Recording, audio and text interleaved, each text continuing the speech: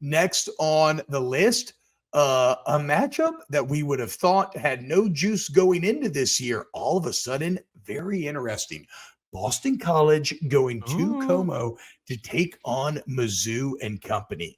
Mizzou has played no one yet this year, but what can you do when you play no one?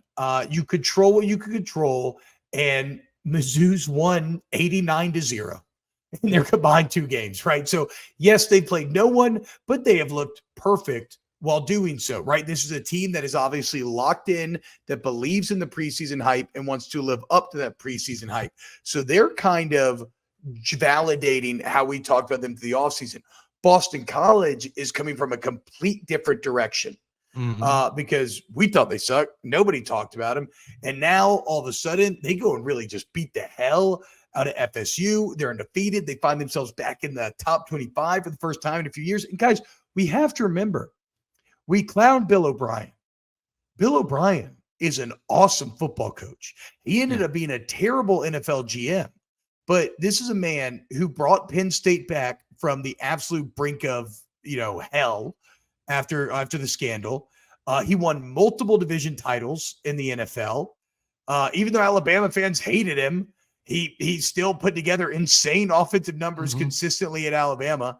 And now he's at Boston College, and turns out, he can fucking coach football. He can. We don't know how good FSU is, or if FSU is even a bowl team this year, which is still wild to say after 2 weeks of the season. But it was still a great win, and they were dominant, and they looked really good, and the offense looked really good.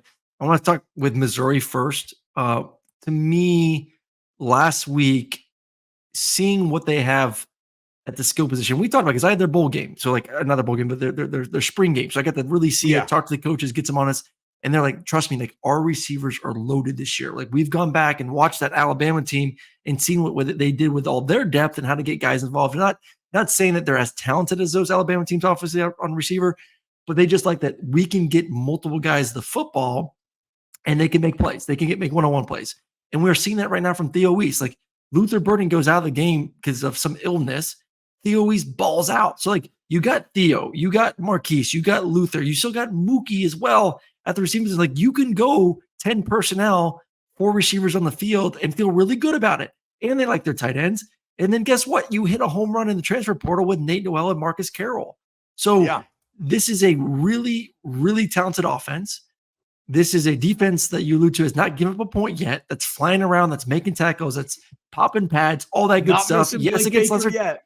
Yes, against lesser talent, but still a good sign that they look like they're running the defense effectively early on. It's a really good Missouri football team, and you get them at home. I think for them, it's easier to get excited for this game because, just like you alluded to, like the mindset of an 18 to 22-year-old is always something that's very fickle, as we have all been there before. To be able to say, guys, they just beat Florida State, who was undefeated last year, gives you a little bit of a wake-up call. Just a little bit of a wake-up call for Missouri. Ranked. Again, and they're ranked. I'm sure that Eli Drinkwitz and company are kind of excited here because they don't have to fake it to get their players pumped up for this game anymore. Because they'd be like, look, they're top 20. Talking about Castellanos, Thomas Castellanos, the Boston College quarterback, somebody who had some hype coming into the year. This far, completing 73% of his passes. He's got 6 touchdowns. He's got an unbelievable 13 yards per attempt. Yes, which doesn't make any sense. A lot of big plays for Florida State. A lot of stuff which was mostly on Florida State and their coverage on the back end, just not a good job communicating. Guys are running wide open, but like that goes to Bill O'Brien. Like very good schematic offensive guy, putting his quarterback in a situation to hit layups, and that's the thing that you're going to watch in this game. Like, okay, Missouri, you've had a nice warm up for 2 weeks. You're getting your feet wet in this new defense. Now you're going against a really good offensive game plan with a quarterback that is hot right now. Yeah. So is there going to be some communication issues? Can Thomas take advantage of that, which he's done for the first 2 weeks of the season? He's a good athlete on top of that.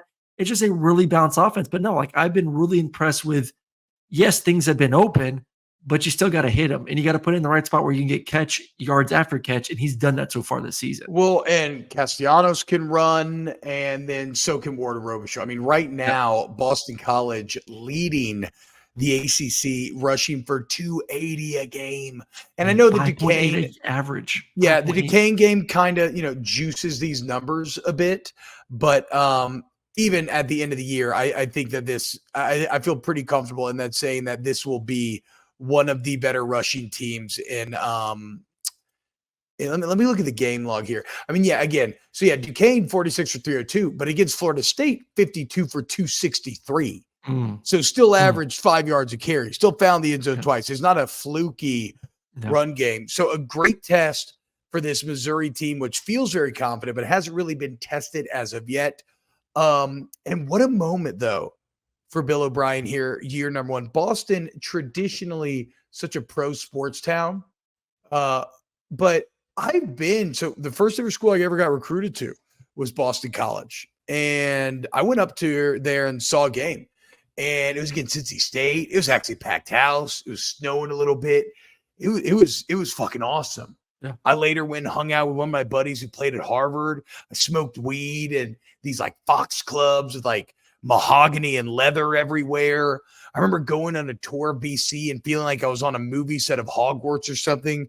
I remember my old man asking the tour guide, "What's the male to female ratio here?" Very intelligent question as we're sitting here in the library, which so like this is an academic school, and here this man is, the heavily Cajun accent from South. He's like, "Oh, excuse me, what's the male to female relationship?" Which actually not good. More guys than girls. Anyway, Yeah, but but the there's more point is universities in Boston than anywhere else. a So you million. still got There's the like whole, yeah, 15 to you 20, got right? plenty. Yeah. So the point is sometimes at BC, it's hard to break through the noise, right? Especially because the pro teams. But the town loves sports. Mm-hmm. And if they go on the road and beat Mizzou, that place will be packed out for the rest of the year. So Yep. really huge opportunity for Boston College. No real downside if they lose because it's not an ACC game. I think all the pressure's on Mizzou here to show up. Yep. No, 100% the pressure's on Mizzou to show up. Like 2 years ago, Mizzou was 6-7. Then last year they had the big year, awesome year, 11 wins, win the bowl game, and now we're automatically crowning them a bowl team. Like 2 years ago, this team was under 500. Yeah. They have crazy. one good season, and we're saying, oh, Missouri's a lock for a bowl team. So 100%, it's on. It's not like they've been doing it year after year after year after year. This isn't Georgia or Bama or Ohio State or like even Lane's proven it multiple years in a row at Ole Miss. Like there's something to it. It's been 1 year sample size, and we're crowning them a top 10 playoff team. So like yeah, they still got to prove it week in and week out. They got to prove it, and I think you said it best. Like this is their perfect opportunity because it's a good team. It's a team that's playing well. It's a ranked team, but someone that they should still beat at home. They should absolutely win, especially being at home. And I think they will, to be fair. I I love Boston College's story, but Mizzou has kind of arrived and everything's lined up for this year to be really good.